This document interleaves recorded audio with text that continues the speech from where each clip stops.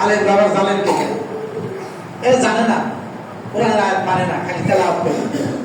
এদের প্রতি আল্লাহর নির্দেশ ছিল ওয়াতাসিমু বিহাবলিল্লাহি জামিআন ওয়া লা তাফাররাকু, তোমরা একতাবদ্ধ হয়ে আল্লাহর রজ্জুকে ধারণ করো।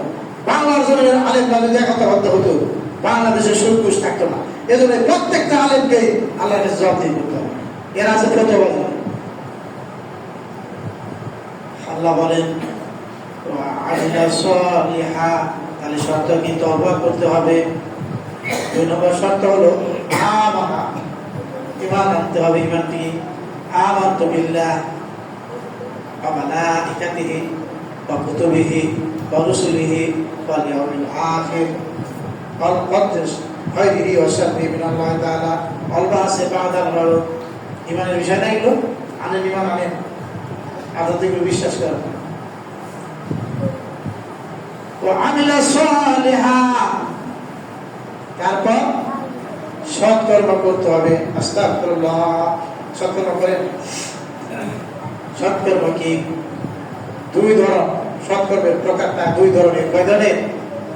সৎকর্ম 2 ধরনের। এক ধরনের সৎকর্ম করলে কোনো বাধা আসে না। যে মসজিদে আইসা যদি সারাদিন নামাজ পড়েন কোনো বাধা আসবো? এখনো এই দেশে আসে না।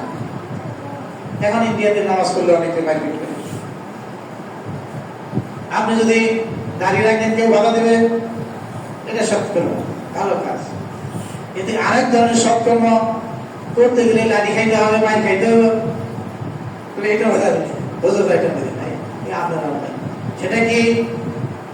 যে করছেন নবী গ্রামে মদ খাইতে পারবে না, কেউ মদ বিক্রি করতে পারবে না, বাধা দিলে কি আপনার নামে মামলা হবে, হামলা হবে। ব্যবহারটাই চলতে পারবে না কেউ, কি হামলা হবে, মামলা হবে। পিটিয়ে পিটিয়ে কোরআন শিক্ষা গ্রহণ করতেই হবে। বিড়ি খাইতে পারবে না কেউ। সৎকর্ম 2 ধরনের। এক, নিজের ইচ্ছায় স্বেচ্ছায় সৎকর্ম করা যায়। আর 2 নম্বর, সৎকর্ম করতে গেলে কি পিটানি খাইতে হবে। যেমন চোর আসলো, ডাকাত আসলো, ফিরাতে গেলে ইভা খেতে হবে না।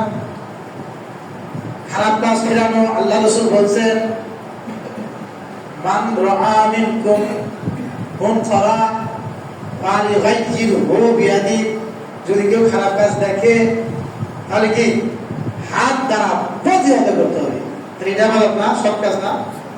প্রতিহত করতে গেলে তো ধন্যবাদ খারাপ। যেমন ডাকাত আসলো, এই মসজিদের এই ফ্যানটা চুরি করে নিয়ে যায়, আপনি তারিয়াতে সুবহানাল্লাহ আলহামদুলিল্লাহ, এটা কি আওয়াজ হলো? তখন আবাদত কি?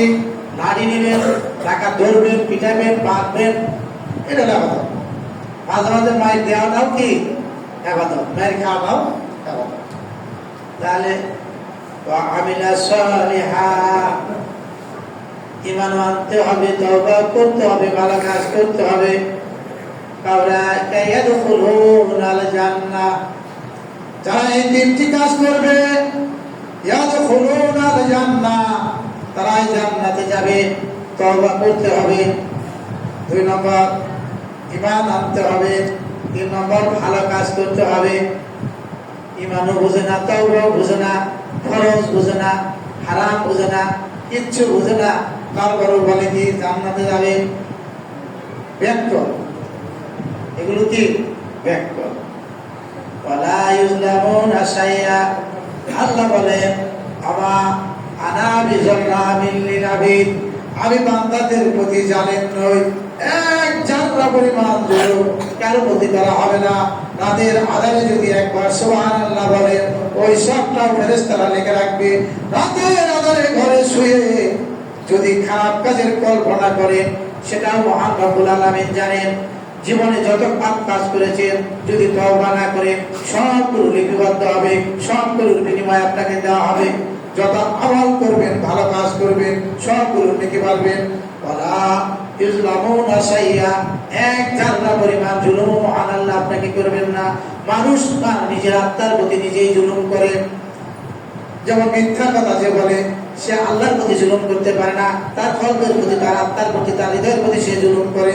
যে কেউ ধূমপান করে, জর্দা খায়, বিড়ি খায়, সিগারেট খায়, মদ খায়, সে কি আল্লাহর প্রতি জুলুম করতে পারে?